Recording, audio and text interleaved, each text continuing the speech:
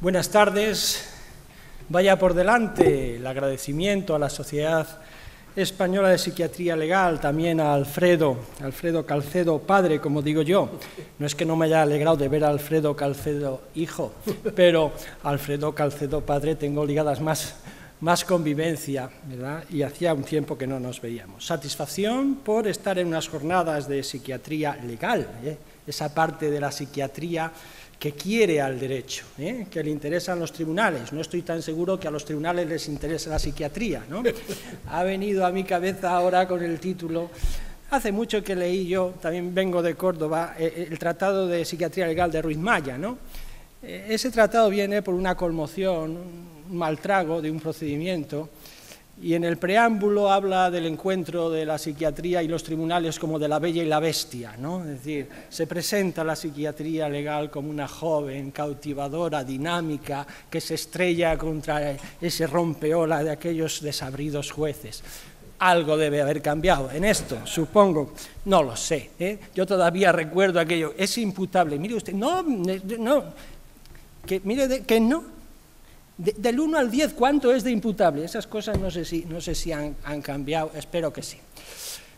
En cualquier caso, digo que es una satisfacción estar aquí y hablar de la Convención de la ONU. Lo ha hecho Federico, ha abierto un poco el abanico de los principios, de manera que yo me voy a referir dentro de los principios a uno, que es el de autonomía o el de autotutela, y algo tendrá que decir o querer decir sobre la importancia de este principio, que es el primero que enumera la Convención. Si yo tengo aquí la Convención de la ONU, y en el artículo 3, el primero es el principio de autonomía, el respeto a la dignidad inherente, la autonomía individual, incluida la libertad de tomar las propias decisiones y la independencia de las personas. Quizá la autonomía, la definición más bonita de autonomía está en la ley de las dependencias, que es el derecho a vivir según las propias convicciones. Bien, y dentro de esto, la Convención de la ONU es aplicable a todas las discapacidades, también la que tiene con motivo el trastorno mental. Pues me voy a referir a la autonomía en las personas con trastorno mental grave. Esto es lo que yo voy a desarrollar. Pero quiero hacer antes 4 consideraciones que marquen mi discurso.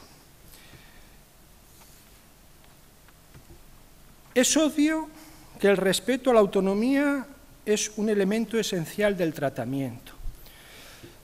Tanto Federico como yo pertenecemos a una cosa, un proyecto, una realidad, desde luego desde hace 17 años, que se llama el Foro Andaluz del Bienestar Mental.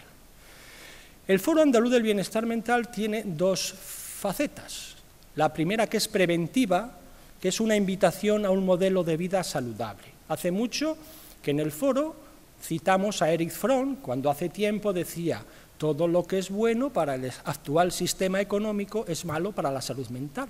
Entonces él, ya a modo de profeta, como quien dice las cosas a su tiempo, en contra de su tiempo, decía: vais hacia una sociedad desquiciante. Bien, pues nosotros tenemos nuestras recetas. Y para las personas que se desquician tenemos nuestro modelo de actuación, que es compartido porque es el biopsicosocial. Con lo cual, ahí creo que hoy habrá quien le eche más al bio, quien le eche más al psico y quien le eche más al social, pero ahí estamos, creo que todos juntos. Pero siempre con respeto a la autonomía del paciente. Por lo tanto, esto es algo que tenemos muy interiorizado en el Foro Andaluz del Bienestar Mental. La segunda idea es que esto de que la autonomía es un elemento, es bueno, no es algo experiencial, no es algo que dicen unos de Córdoba, unos que dicen en Berlín. Esto es ley, es una ley, con lo cual es una reflexión de nuestros representantes en el Parlamento. Y es una exigencia legal, y en esto es coherente el modelo. o el momento en el que nos encontramos. Yo suelo decir que cuando cambia el derecho, cambia la sociedad, vamos, al revés, cuando cambia la sociedad, cambia el derecho, y estamos en el tercer modelo de protección. El primer modelo era el exclusivamente familiar, frente a alguien que era vulnerable, que necesitaba quien le atendía, su familia, punto. A partir de la Constitución, el estado de bienestar, a la familia se le suma el Estado, es el segundo modelo de corresponsabilidad familia-Estado, y aquí tiene sentido que los fiscales, por la parte de Estado, venimos aquí. El tercer modelo, que es mucho más reciente, es el de autotutela, es decir, ¿por qué llegamos a esto? Pues mire, por lo primero porque se ha roto el pacto. Es decir, esto de que nosotros, los padres, os cuidamos mientras sois pequeños y vosotros nos cuidaréis cuando somos grandes, esto se acabó. Yo ya sé que mis hijos no me van a cuidar, algo que no le pasaba a mi abuelo.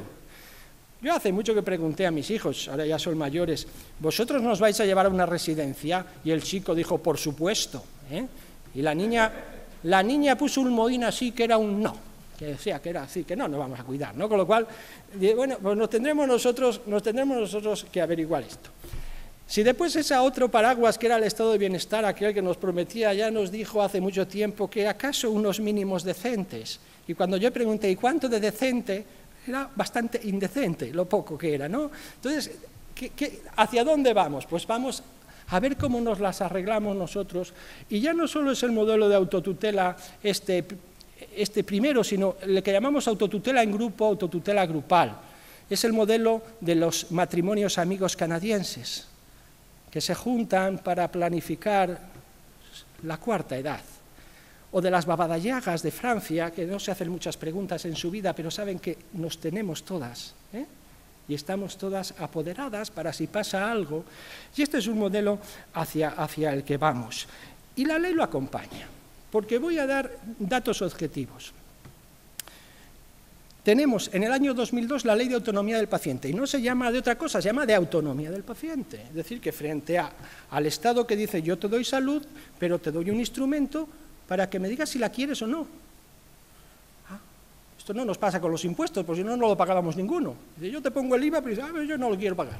No, yo puedo decir no, puedo decir de otra manera. La Ley 41/2002, Ley de Autonomía del Paciente. Un año más tarde, la Ley 41/2003 lleva al Código Civil todos los mecanismos de autotutela, los poderes preventivos. La Ley de las Dependencias, que llamamos así, se llama Ley de Promoción de la Autonomía Personal. Y atención a las personas en situación de dependencia. Vuelve otra vez la palabra. Y la Convención de la ONU, ya hemos dicho y he leído, cuyo primer principio es la autonomía. Y como paraguas, como cierre de bóveda, la Constitución y su artículo 10, que habla como condición de la dignidad y desarrollo de la personalidad, la autonomía. Por lo tanto, estoy hablando de derecho y estoy en un curso, estoy en unas jornadas de psiquiatría legal. Tengo que decir, un poco como curiosidad quizá, que la construcción de la autotutela comenzó en el ámbito de la salud y de ahí ha dado el salto a lo general. Diego Gracia creo que lo explica bastante bien, por qué empezó en la salud, pero es así. Después hemos crecido de las instrucciones previas, hemos pasado a los poderes generales, preventivos, pero esto empezó en la salud. Y tengo que decir que estos instrumentos, como cuarta nota, empezaron en la salud, pero en la última, para los cuidados paliativos, lo utilizaron las personas mayores o en trance de muerte, y después los hemos querido trasladar a otras situaciones, al trastorno mental grave, que es lo que hoy vengo yo a explicar, y mi último empeño es llevarlo a la discapacidad intelectual. Pero bueno, esto ha seguido. Así que paso ya a dar las pinceladas de este tema, que podemos denominar la autodeterminación frente a los tratamientos médicos en salud mental, aspectos civiles y penales, la autodeterminación en salud mental. Y lo primero que tengo que decir es que partir de un hecho, y es la negación del derecho. Cuando yo empecé a hablar de esto, en el año 2004 fundamentalmente, decía, no, usted está muy equivocado.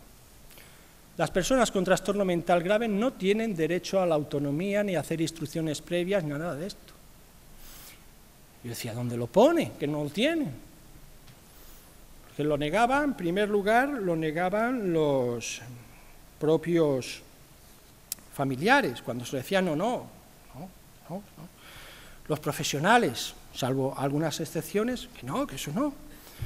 Incluso la gente de letras, como decía yo, catedráticos. Yo conservo aquí una cita del año 2007 de Diario Médico, un artículo que dice: creemos que las directivas psiquiátricas previas pueden ser útiles para guiar el tratamiento de los pacientes en crisis graves que se encuentran incapaces para distinguir en estos momentos. Dice, si se decide que se incluyan en la legislación española, habrá que resolver algunos temas. Oiga, usted, si esto está incluido en la legislación española desde el año 2002, que es la Ley de Autonomía. ¿Pero qué es lo que ocurre? Que no se ve.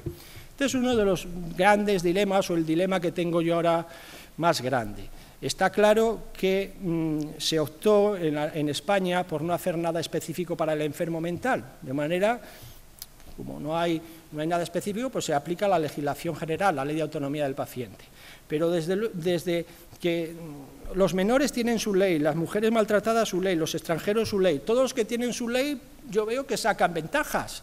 Y yo digo, ¿no será la hora de hacer una ley, un estatuto para el trastorno mental? No, porque si no da la sensación, dice, no hay, pues sí hay, porque se aplica lo general. Incluso los propios enfermos se muestran incrédulos. Bueno, yo recuerdo que me decían cuando yo empecé a decir esto, mira, que es que esto no está pensado para ellos. Y es verdad que la Ley de Autonomía del Paciente quizá no se pensó. Y yo decía, así a modo un poco irónico, digo, mira, cuando hace ahora 20 años se hizo el AVE, se hizo para unir Madrid con Sevilla. Pero pasa por Ciudad Real y pasa por Córdoba, y nosotros también nos subimos, nos subimos ahí y lo utilizamos. Pues eso pasa con la Ley de Autonomía y con los trastornos mentales. Quizá no se hizo, pero para mí, desde luego, jurídicamente no hay ningún motivo para esta discriminación. No hay base legal para la discriminación y todas las personas con trastorno mental grave tienen los mismos derechos que cualquier persona. Ahora voy a aportar yo mi visión de la Convención. Cada uno la explica a su manera, yo la explico así. Creo que para la Convención la enfermedad mental, la discapacidad, la demencia no constituyen la esencia de la persona, sino una circunstancia. La distinción entre esencia y circunstancia para mí es clave a la hora de analizar la Convención, y no solo la Convención, sino otros textos. Antes decía, oiga, es que usted es. No, yo no soy. Quizá, como a mí me lo entiende la gente, es con un hecho real, una cosa que le pasó a un compañero mío. Un día apareció por fiscalía un señor que quería ver a don fulano. Dije, don fulano, hay aquí un señor que quiere verle. Pues que pase. ¿Qué quiere usted? Pues mire, quiero saber por qué ha puesto usted una demanda de incapacitación contra mí. Dijo, no será verdad, hombre, esto no es verdad. ¿Cómo voy a ponerle yo a usted una demanda de incapacidad? No obstante, señoría, secretaría, que me traigan el expediente. Entonces le traen el expediente y dice, hombre, es que usted es un esquizofrénico. Dice, usted perdone, yo soy fontanero y alguna vez me pongo malo. Esto es, como entiende todo el mundo, lo de esencia y circunstancia. Perdóneme usted, yo soy fontanero y alguna vez me pongo malo. Mi esencia no es la enfermedad. Mi esencia es ser fontanero porque la esencia, en principio, yo creo que somos lo que más amamos. Y si hay alguno que ama su enfermedad, pues que sea. Pero en principio voy a elegir yo algo de mi esencia. Bueno, pues esto es clave a la hora de entender la Convención. Todos somos personas y tenemos algunas dificultades para las cuales hay que buscar un apoyo. Y eso es todo. Y ahora voy a leer los artículos que vienen más a cuento de la Ley de Autonomía del Paciente, y voy a distinguir lo que es esencia y lo que es circunstancia. Dice el artículo 2 de la Ley de Autonomía del Paciente, esencia, es decir, para todos igual. Todo paciente usuario tiene derecho a negarse al tratamiento, todo paciente usuario. Aquí no pone apellidos. excepto en los casos determinados en la ley. Su negativa al tratamiento constará por escrito. Artículo 4 y 5. Párrafo primero. Esencia, para todos igual. El titular del derecho a la información es el paciente. También serán informadas las personas vinculadas a él por razones familiares o de hecho en la medida que el paciente lo permita de manera expresa o tácita. Pero yo soy el titular, todo paciente. Circunstancia, párrafo segundo. El paciente será informado incluso en caso de incapacidad. Aquí ya aparece la circunstancia. Usted me dice que tiene incapacidad, pues mire, no está abolida su derecho ni mi obligación de informar. Tendré que hacerlo de modo adecuado a sus posibilidades de comprensión, cumpliendo con el deber de informar también a su representante legal. Circunstancia, párrafo tercero. Cuando el paciente, según el criterio del médico que le asiste, carezca de capacidad para entender la información a causa de su estado físico o psíquico, la información se pondrá en conocimiento de las personas vinculadas a él por razones familiares o de hecho. Y ahora vamos a tener este bajo continuo siempre de familiares o de hecho, familiares o de hecho. Porque aquí estamos viviendo claramente el salto de lo biológico a lo biográfico. Antes en el modelo primero de familia, toda la familia, que es lo que se inscribe en el registro civil y tiene que ver con la sangre y esas cosas. Pero en lo biográfico cada vez más ha sido asumido por el derecho el afecto. El afecto no tiene registro, pero tiene importancia. Tanta importancia que cada vez más a quien se le pide el apoyo no es alguien de la familia, no es alguien de la familia, sino alguien que es amigo mío, ¿no? Cuentan de aquel hombre que en trance de morir era consolado por el confesor que le decía, pero hombre Julián, sí, mira, vas a ir a un sitio maravilloso donde están todos tus seres queridos. Y decía, mire usted, don Rafael, si allí están mis seres queridos, no deberá ser tan maravilloso, ¿no? Entonces, pues esto lo vemos todos los días, lo ven los notarios y lo vemos nosotros que cada vez más dicen, no, mire, yo me voy a la parte del allegado, familiar o de hecho. Bueno, esto va a ir apareciendo a partir de ahora siempre. Artículo 8, consentimiento informado, esencia para todos. Toda actuación en el ámbito de la salud de un paciente necesita el consentimiento libre y voluntario del afectado, una vez que recibida la información prevista en el artículo 4 haya evaluado las opciones propias del caso. Bien, artículo 9, en el párrafo segundo, esencia para todos. Los facultativos podrán llevar a cabo las intervenciones clínicas indispensables en favor de la salud del paciente sin necesidad de contar con su consentimiento. Sin necesidad, esto es lo que está excluido en los siguientes casos, por lo que todos sabemos. Perjuicio inafectable de tercero, cuando existe riesgo para la salud pública, hay una ley que permite el internamiento en enfermedades contagiosas, cuando existe riesgo inmediato y grave para la integridad física o psíquica del enfermo y no es posible conseguir su autorización, consultando cuando las circunstancias lo permitan a sus familiares o a las personas vinculadas de hecho a él. Circunstancia 9.3, artículo fundamental 9.3. Se otorgará el consentimiento por representación, es decir, el plan B, no tengo el plan A, que es el plan B, por representación, cuando el paciente no sea capaz de tomar decisiones a criterio del médico responsable de la asistencia o su estado físico o psíquico no le permita hacerse cargo de su situación. Si el paciente carece de representante legal, el consentimiento lo prestarán las personas vinculadas a él por razones familiares o de hecho. Cuando el paciente esté incapacitado legalmente, también se otorgará por representación. Y finalmente, también recoge la disposición adicional cuarta la circunstancia y dice el Estado y las comunidades autónomas, dentro del ámbito de sus respectivas competencias, dictarán las disposiciones precisas para garantizar a los pacientes o usuarios con necesidades especiales asociadas a la discapacidad los derechos en materia de autonomía, información y documentación clínica regulados en esta ley. Bien, pues esto es la ley, esto es lo que yo deslindo entre esencia y circunstancia. Pero ¿cuál es el verdadero problema, el problema principal, el que a mí me ha obsesionado tanto? Pues evaluar el estado de competencia, el famoso tema de la capacidad para decidir.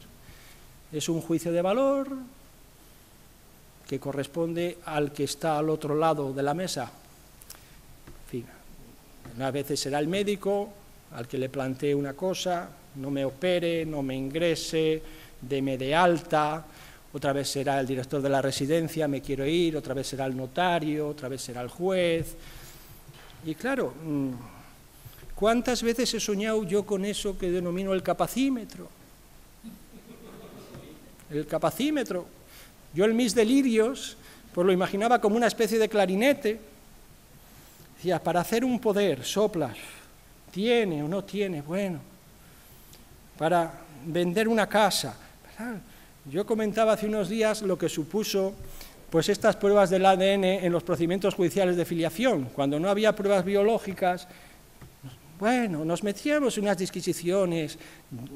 Todavía recuerdo un juicio de filiación en la cual la prueba fundamental la aportaron todos los octogenarios de una aldea del sur de Córdoba, que decían, diga usted si es cierto si en las murgas del año 31 se hizo una murga con ocasión al hecho este de que el señorito había dejado embarazada, no sé qué, todas esas cosas hasta ahí.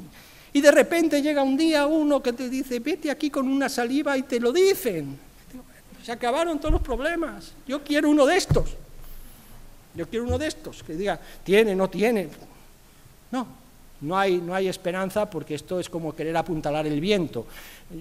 El documento Sitges, aquel que se hizo, el análisis de la capacidad de decidir en la evolución de una demencia, yo leí el primer trabajo y me pareció que no valía para nada. Y entonces se lo dije, le escribí un artículo y me llamó Mercè Boada, la directora, y dice, es verdad, yo creo que tampoco puede usted venir a ayudarnos. Digo, bueno, por ir que no sea. Y estuvimos y lo humanizamos, ¿eh? Entonces seguía sin seguir para nada, pero más humano, ¿no? Entonces, pues la verdad es que yo hice la parte jurídica y el preámbulo donde ponía esto que no valía para nada y eso no se publicó, ¿eh? Pero bueno. Es que, ¿qué más quisiese yo? Pero había que ver el capacímetro aquel lo que era, ¿eh? Bueno, tenemos en el análisis de esto más y menos dificultades, ¿no? Yo digo que cuando valoramos lo de los mayores, cuando valoramos la capacidad de decidir de los mayores, pues una capacidad en cuarto menguante, ¿no? Va a menos y eso te ayuda. Y cuando es la de los menores, que también tiene tela, pues es una capacidad en cuarto creciente, lo cual también te ayuda. Y cuando son los discapacitados, pues permanecen. También te ayuda, pero el trastorno mental. Por eso yo soy absolutamente contrario a la incapacitación de las personas con enfermedad mental. Lo que yo no sé es qué hacen los jueces y los fiscales que no dicen, mire ustedes que se han creído que somos dioses. Pues no somos dioses, usted no me puede pedir que haga una proyección de futuro y diga en no sé cuántas habilidades posibles dentro de 6 meses cómo va a estar, porque eso ni es científico ni puede ser. Por lo tanto, mi teoría de la causa y el motivo es para casas pobres, es decir, dime qué te pasa ahora, te analizaremos ahora y si te quieres casar, pues vamos a ver quién es la chica y vamos a ver, pero no entremos en más disquisiciones, ¿eh? No vamos. Bien. El problema, yo creo que lo más que se puede hacer es tener un método, y este método está trenzado de ética y de técnica. Lo de la técnica, bueno, pues es algo que yo la verdad que nadie me habló en mi carrera de Derecho del proceso de decisión, quizá lo estudié en Derecho Penal, cuando se estudiaban estas cosas, que era el proceso de ideación, y bueno, pero después uno intuitivamente, y lo que ha leído, pues tiene una idea. También en Diego Grafia le he leído cosas de esto, y creo que tenemos que plantearnos eso, un poco la técnica y la ética del servicio público. Yo soy fiscal, también nos llama el Ministerio Público, y para mí la ética del servicio público se resume en tratar de atender y tratar de entender.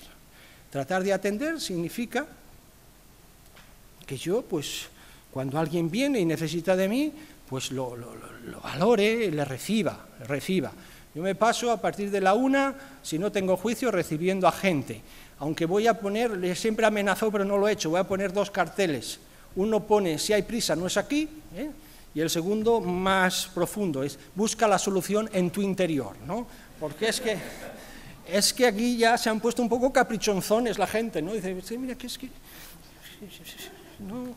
que no me llevo bien con mi mujer. Entonces, bueno, ¿cómo me puede usted ayudar? Pues de ninguna manera, ¿no? Sabrá, ¿no? Hay gente ya que te plantea muchas cosas. La ética de tratar de atender y el de tratar de entender tiene mucho que ver con la formación. Es decir, creo que los del servicio público tenemos un deber de formarnos pues, para entender otras cosas que sí merecen la pena y que solo con la luz de la ciencia podemos atisbar.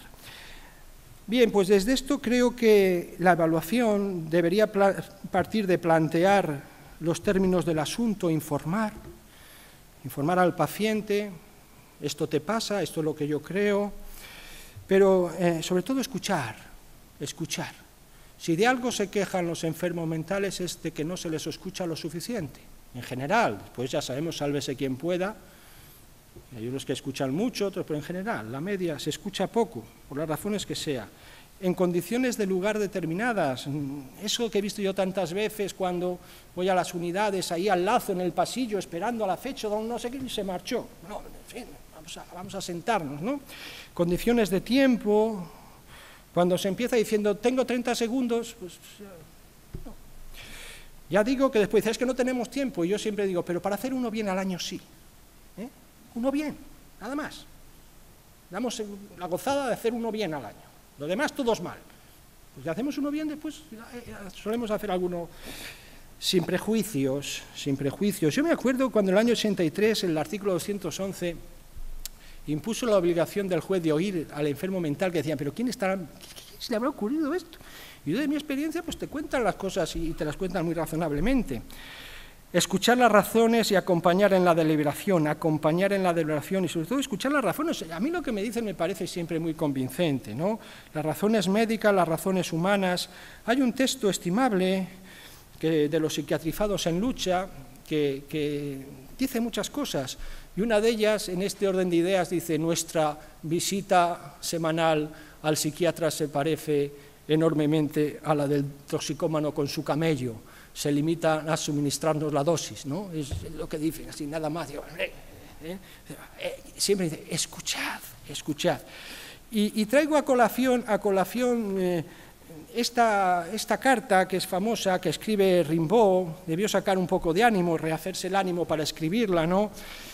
Que bien, está mal y su mujer se empeña en que sea visto por el médico y él ya un día coge y escribe al doctor, si no me equivoco, mi mujer está convencida de que es una especie de dejadez por parte mía la que me impide dejarme analizar. Ya sé que estoy mal y usted, querido amigo, ha podido comprobarlo, pero créame, estoy tan lleno de esa maravilla incomprensible e inimaginable que es mi existencia que parecía imposible y no obstante continúa de naufragio en naufragio por caminos cuajados de las más duras piedras. Doctor, y aquí viene para mí lo fundamental, temo que al expulsar mis demonios puedan abandonarme también mis ángeles. Y esto que era la amable visita del psicoanalista. El tema de los psiquiatrizados en lucha es cuando te dicen, oiga, mire lo de las pastillas, que hay algunas que sientan muy mal, porque no tenemos copia de seguridad para el cerebro. Si tuvieras una copia de seguridad, si me sienta mal, pues me restauro. Yo he visto gente que las pastillas les han hecho mucho daño, con lo cual estas cosas que te dicen los enfermos, que mire, mucho cuidado con las pastillas, pues hace también que se haya creado este clima un poco antibio, ¿no? Antibio y más pro-psico. Hoy en día está más en boga lo de la curar con la palabra, que engarza con la tradición humanista más grande, ¿no? que tenemos. Yo recuerdo de Marañón cuando decía no hay mejor medicina que la palabra. Hay manifiestos por ahí hoy que la reivindican. Yo creo que quizá en eso que hemos dicho biopsico, quizá lo de escuchar más no vendría mal. Al final la decisión, una vez que tenemos esto, decir, he informado, he escuchado en determinadas condiciones, he acompañado en la decisión, o he acompañado en el razonamiento, el médico decide si concede capacidad, si mi respuesta a la pregunta ¿hay capacidad o no? Es sí, pues se actúa conforme a lo que ha dicho el paciente, y si niega la capacidad, pues entran los mecanismos de representación. Ya nos vamos al 9.3. Como no eres competente, tengo que informar al familiar o allegado, decide el familiar o allegado. Y si no tenemos, que no tiene por qué haber, familiar o allegado, pues se actúa con criterio sociosanitario, en este caso con criterio sanitario. Y aquí inserto una pregunta. ¿Puede el médico reenviar el asunto al juez? ¿Puede reenviarlo? Mi opinión es la siguiente. No si aprecia claramente que tiene capacidad, pues no, pues ya lo sabe. Igual si aprecia que no la tiene. Y en caso de dudas, pues en caso de dudas, si no hay tiempo, no, 9-1, es que no hay tiempo. Y si se puede esperar, pues se podría, se podría. Yo tengo situaciones donde podemos esperar incluso meses. Ahora me han planteado una castración química, que dicho así, Dios mío, yo digo, ¿qué es esto? Después ya hablando, parece que no es tanto, y lo hemos mandado al comité de ética y estamos con ello, pero bueno, es una cosa que en cualquier caso podríamos esperar. Bien, pues todos estos problemas se pueden aliviar en parte con las instrucciones previas. Las instrucciones previas para las personas con trastorno mental. Tiene de bueno las instrucciones previas el que permitirían en algunos casos soslayar los problemas que plantean este diabólico concepto de la capacidad para decidir, y además, utilizando la autonomía y la autotutela, incidirían en el régimen general de sustitución. Es decir, yo soy el que decido, si no digo nada, la ley dice que mis allegados, familiares o no, pero el artículo 11 dice, estos son muchos y no está claro, pues voy a hacer yo una manifestación expresa y voy a dejar yo dicho quién es mi apoderado, quién va a decidir, quién va a ser el interlocutor ante el médico. Voy a decir algunas cosas sobre las instrucciones previas. Lo primero, cuál es el concepto, está en el artículo 11, que es un concepto claro. Por el documento de instrucciones previas, una persona mayor de edad, capaz y libre, manifiesta anticipadamente su voluntad con el objeto de que ésta se cumpla en el momento en que llegue a situaciones en cuyas circunstancias no sea capaz de expresarlos personalmente sobre los cuidados y el tratamiento de su salud, o una vez llegado el fallecimiento sobre el destino de su cuerpo o de los órganos del mismo. Lo importante para mí es lo siguiente. El otorgante del documento puede designar además un representante para que, llegado el caso, sirva como interlocutor suyo con el médico o el equipo sanitario para procurar el cumplimiento de las instrucciones previas. Esto es lo relevante, que designes a una persona que a modo de paladín defienda eso, porque solo las instrucciones, ¿dónde estarán y dónde aparecerán? ¿No? Tiene que haber alguien que las defienda. Los colectivos a los que está destinado, pues hoy en día se están haciendo muchísimos, por personas normales, por personas mayores, en discapacidad intelectual muy poco, y en personas con trastorno mental grave, pues esto yo creo que es una cosa de futuro, a ver si dentro de 5 años tenemos más, pero ya se están empezando a hacer. Están destinados un poco a los que llamo yo los ilustrados, a la parte del trastorno del TMG ilustrado. Yo no sé, es una impresión que tengo, que la llegada de los bipolares a las asociaciones, pues hombre, no es tan inhabilitante como una psicosis dura, ¿no? Pues hace que se estén esto planteando con cierta normalidad. Yo, el último instrucción previa de un bipolar que he inspirado, pues, Dios mío, es que ya aquello era preverlo todo, y si pasa esto, y si pasa, y si llueve, y si no sé qué, quiero que sea aquí, quiero que no sé cuál. Bueno, aquel quería dejar representante a su pareja y al médico como garante, en fin. Esto, que hoy parece ciencia ficción, y estamos aquí hablando de ciencia ficción, pues nos vemos dentro de 5 años a ver, entre otras cosas porque ya digo que ya está empezando a ocurrir. El documento... y lo que digo, está empezando porque las asociaciones de personas con trastorno mental que ya empiezan a organizarse claramente en Cataluña, claramente en Andalucía, están creando esa especie de solidaridad interna, ¿no? Es decir, se están haciendo estos...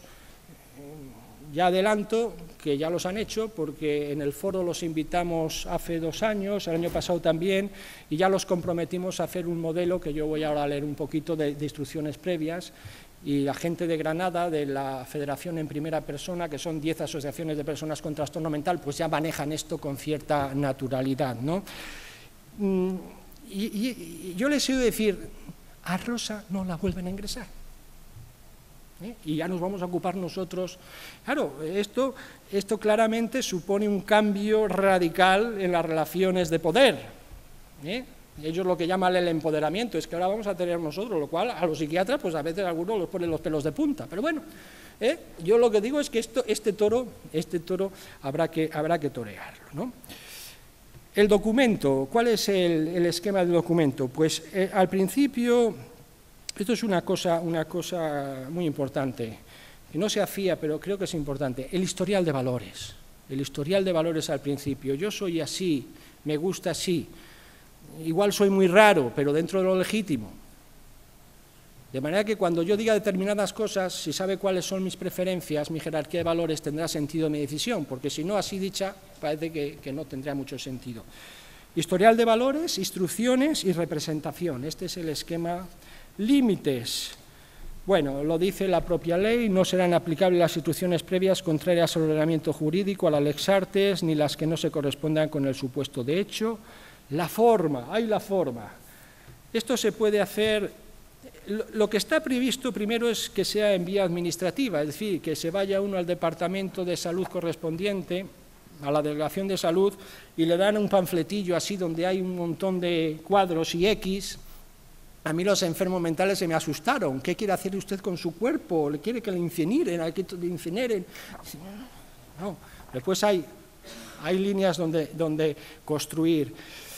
Y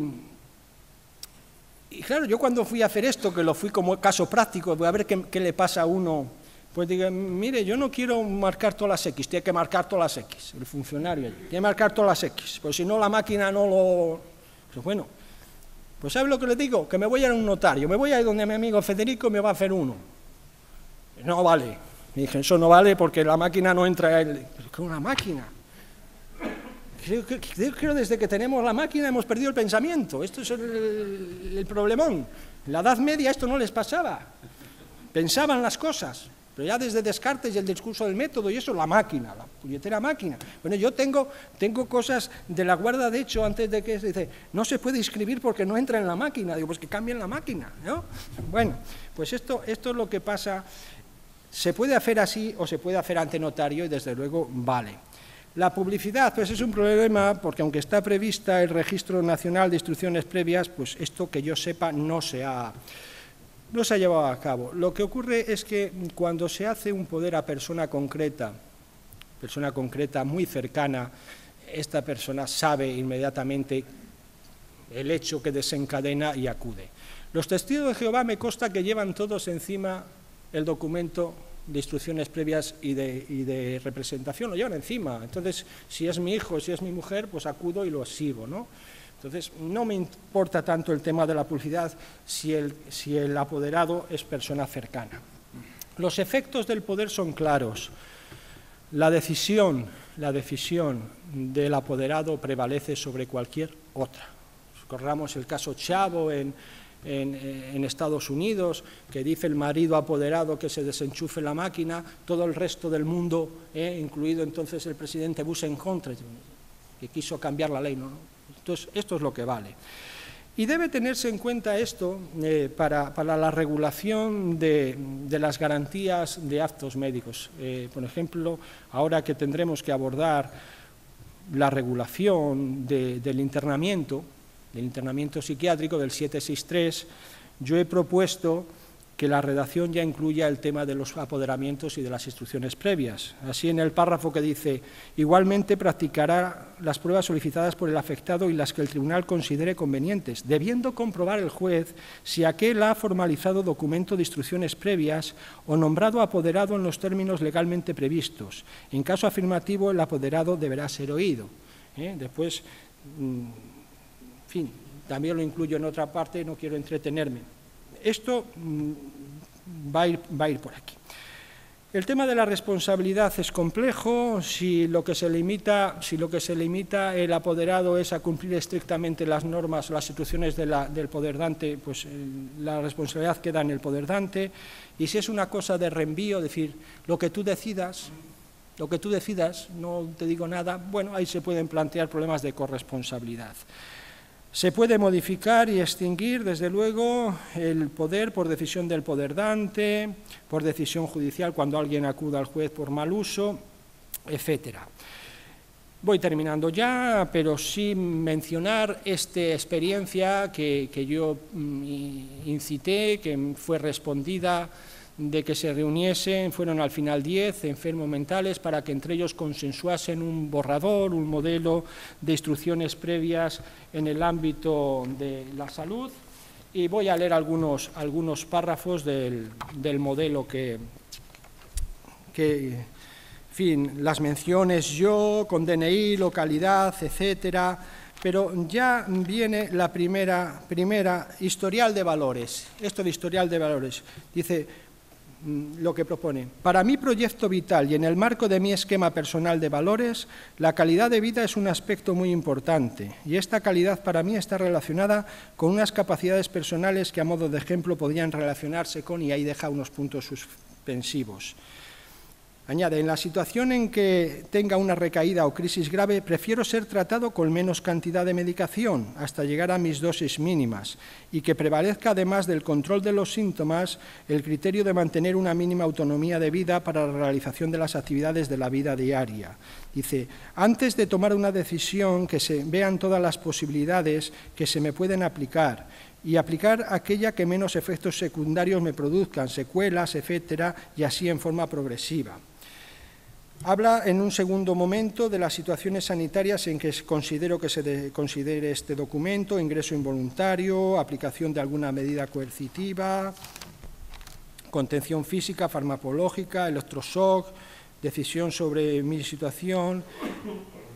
Tercero, instrucciones específicas, que cuando se tenga que realizar un traslado sanitario a la unidad de especialización, se realice sin necesidad de que participen las fuerzas de seguridad.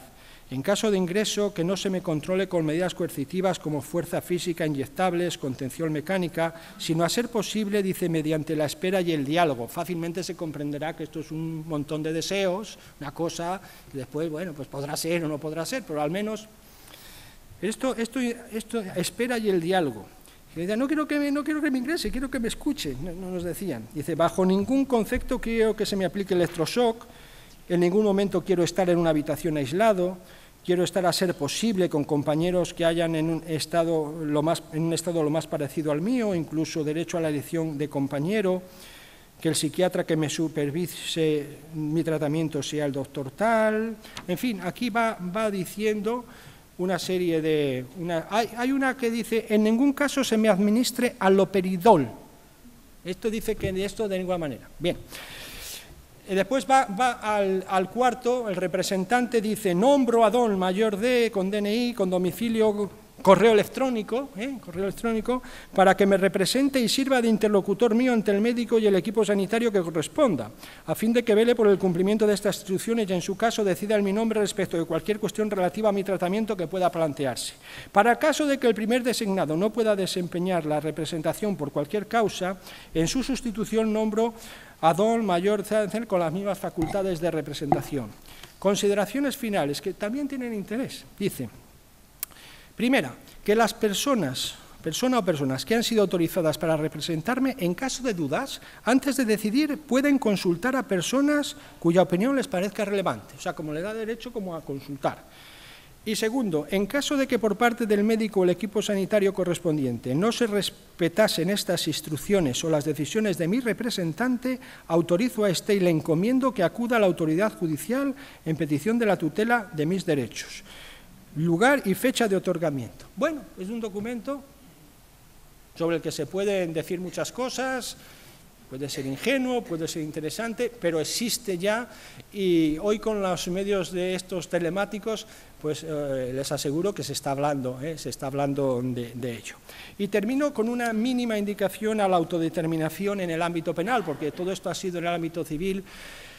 Nos sorprendió mucho la última reforma del Código Penal, la del año 2010, que dentro de las medidas de seguridad, el tratamiento ambulatorio lo era, ahora se llama de libertad vigilada, esta medida de seguridad la deja a consideración del enfermo. El enfermo, inimputable, que se le ha puesto una sumisión a tratamiento ambulatorio, pues la cumple muy bien. Pero en el caso de que no la cumpla, antes era delito de quebrantamiento y ahora lo que dice el artículo 103 es que no se considerará quebrantamiento de la medida la negativa del sujeto a someterse a tratamiento médico o a continuar un tratamiento médico inicialmente consentido. Es decir, que esta autonomía que ha crecido en ámbito propicio, que es el ámbito civil, también está creciendo en un ámbito ya más distinto, que es el ámbito penal. Es decir, antes de imponer esta medida hay que decir, se supone que habrá que evaluar antes el estado de competencia, si sí, si no, pero son medidas que pueden ser 2 años. Con lo cual, si a los 6 meses dice, oye, usted, señor juez, que lo voy a dejar, pues ni será quebrantamiento y habrá que dejarlo, ¿no?